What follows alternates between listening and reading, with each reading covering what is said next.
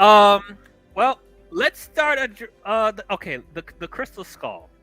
So we talked about earlier. So the whole gimmick of this is the UFOs, aliens, and stuff like that, which I guess was like a popular thing in the 50s. I guess that was the trend now, um, which historically I guess it would be more accurate. I don't necessarily have a problem with them addressing aliens. It's just that I think my main issue with it goes to an over to an to a bigger issue that I have with the movie as far as the tangibility of the film. The previous three movies, which I understand this is an issue for a lot of people when they talk about this movie, is that with the previous three movies, they were very groundbreaking as far as practical effects and stunt work and stuff like that. This movie relied a lot more on CGI, visual effects, green screen. Now, I've said in the previous streams that, at the time when they were making those original three movies, they didn't have the resources they have now. Yes, they were willing to go above and beyond with the stunt work because they didn't have any other resources to do that. Realistically, studios and filmmakers don't want the actors to get hurt. They don't want the actors to do all those stunts because that's a liability on them. They don't want the actors to get injured at all because that means that the film itself would be in jeopardy if the main actors get hurt. So they got lucky with the first three movies that Harrison did all this stuff and he ended up being okay. Realistically, now that they have the resource that they have now, they would have to rely more on visual effects. They have to. They can't do the stuff that they're doing now, especially with Harrison being at the age that he is now. You can't expect for Harrison to do the same stuff that he's doing 30 years Which ago. is why he told them to not even worry about doing that stuff because he wants to show that Indy is a old man. Yes. Now, watching the movie now, I can see there's like one of the things I love about Spielberg is that he only uses CGI when it was absolutely necessary. He does his very best to include practical stuff in any way, shape, or form. I feel like in this movie, though, Spielberg was cutting corners more than he needed to. I felt that. Like even with the set pieces, like the chase in the forest, which I still think is a great set piece. It's probably the best set piece of the entire movie. I loved it. I thought it was great for the most part. But even in that chase scene, like when they're driving in the forest, I noticed there'll be certain shots where you could tell that they're actually driving in the forest, and then there's other shots where you could tell that they're not. And I felt like they could have tried harder to have the entire scene be in the forest. Like there are certain corners that they cut where it's like they didn't need to do that. They didn't need to do that. Now I'm not saying that the CGI on the green screen was bad. It wasn't. Because like even compared to the previous three movies, you could totally tell that they were in a green screen in the previous three films. So I'm not saying that the green screen was bad in this, but it was noticeable that they weren't actually in a forest. And that was shocking to me. And like even like I'll skip a little bit towards the and like there's certain animals in here that was CGI that didn't need to be. What is up with the gophers in this film? Why are I'm gophers? not really sure what they symbolize. They're Like- no. DL, they're not gophers. Oh, I'm sorry. Here they're- comes menace animal facts. Let's go. They're prairie dogs, prairie dogs. which are different than gophers and groundhogs. Okay. Prairie dogs are mostly found out in the Midwest, which is where Area 51 is. So prairie dogs, that's on point. Okay. I just felt like that was very distracting because like they weren't in it. They were in it like not once, not twice, not three times. They did it at least 4 times in this movie where we cut to CGI prairie dogs. I mean, to be fair, prairie dogs are not as cliched and overdone as a tumbleweed. I guess so, but just like it just felt so weird Like Also, prairie dogs are prairie dogs. They are very prominent out in the Midwest. Like, actually, let me. Lord have mercy. I hope I actually don't find out this, but let me see. But yeah, it's just like my thing is that in the previous films, you had real snakes, you had real alligators, you had real rats, and in this movie, all the animals are CGI. You tell me that they couldn't get any prairie dogs for this film? Actual prairie dogs? Hold on. No, that's not what I wanted to know. Oh, there we go. Yeah, so let's see.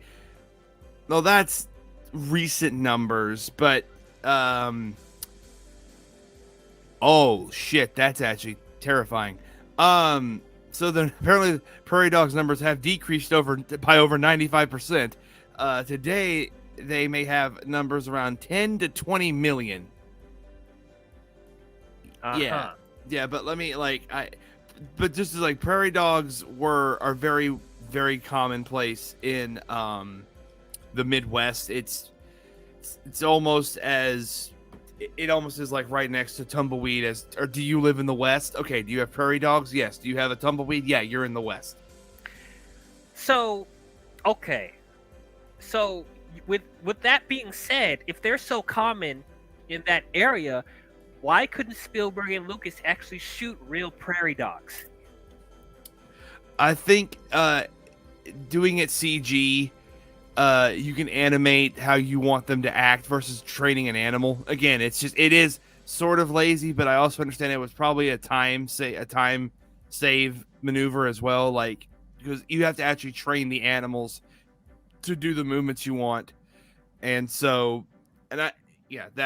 that's my guess as to why they did that. It's Not more to of a men- cost saving measure and also time saving measure. I was gonna say it was probably a way where they could yeah, like you said, it could save time on filming, because I remember seeing Temple of Doom with the crocodiles. It just felt like they were just shooting like footage of crocodiles just being crocodiles. Yeah, that's what like crocs are really hard to train like that. That's why at the end of you just throw like you throw like a fake body in there, or you just throw some clothes in there, and then you just shoot. What you do is that alligators. in between the clothes you throw slabs of meat, and the gators know, oh, we're getting fed, we need to like huddle up so we can get our food, and that's when you throw the clothes in between to make it look like that they're eating the people. Yeah. Oh well, yeah. Well, either way though, like Same thing with the elephants. Oh, the elephants, yeah. But at the same time, this is one of the things where like I understand why people like were like having an issue with this, because like yes, like whether it's stock footage they did with the alligators and all the other stuff, like it's just so jarring that in this movie, like that the animals and like other set pieces and stuff like that is so CGI reliant, when it's like it feels like they could have took the extra mile to have actual animals there. And like do the prairie dogs even add anything to the story? They don't.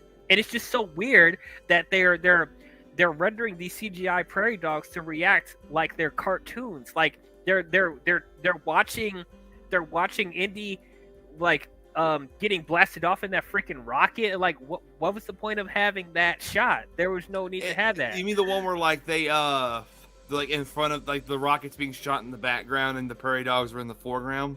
Yep, and they're staring at. There's a bunch of prairie dogs staring at the rocket going past. I'm like, why? That was supposed to be funny. That wasn't funny.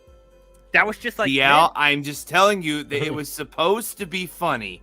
The joke did not land for you, and I understand that. I'm just telling you that that's what they did it for. I know that was there for comic relief, but it didn't work. It was just weird. And then on top of that, the worst sequence or I'm sorry, I'm not gonna say the worst sequence, but like the goofiest sequence of this entire movie. Shia LaBeouf swinging with the monkeys. What the actual hell was that. You want to know what was running in my head when I saw this scene? Insert Phil Collins music here. Oh, the power to be strong and the wisdom to be wise. Oh, you Don't want to get a need copyright. to Don't want to put get you copyright. in time. I'm done. I'm done. Copyright. I've done the Disney cast, and we sing like a snippet of it in the beginning, so I'm sure it's fine. But yeah, that sequence was so ridiculous. CGI monkeys swinging with Shia LaBeouf. Why did we need that? Why? Again, it was a campy way for him to catch back up, even though realistically speaking, there was no way that first off he would have the actual arm strength to do that, and secondly that would be a fast way to catch up with the Russians that are trying to kill your parents. But even then, I can suspend my disbelief a little bit that Mutt would swing from vine to vine to get to the I'll be honest, again. DL, with suspension of disbelief in these scenes, I believe that could happen. That's a more believable scene than the fridge. I'll get to that in a second. We'll get to that in a second. But just like, it's just. I'm just saying. I know. But I'm just saying, like, I don't have a problem with them using visual effects in an Indiana Jones movie, but it's just like, it's strange that Spielberg and specifically Lucas felt the need to add these CGI elements that doesn't work, or it's unnecessary. You know, that swinging from the vine scene would have been a whole lot better if they cut out the CGI monkeys, because you didn't need them. But again, it's the Amazon jungle. Actually, I do believe there are some monkeys that live in the Amazon. Let me see. Is my microphone still? Yeah, not only that, to piggyback off of that, I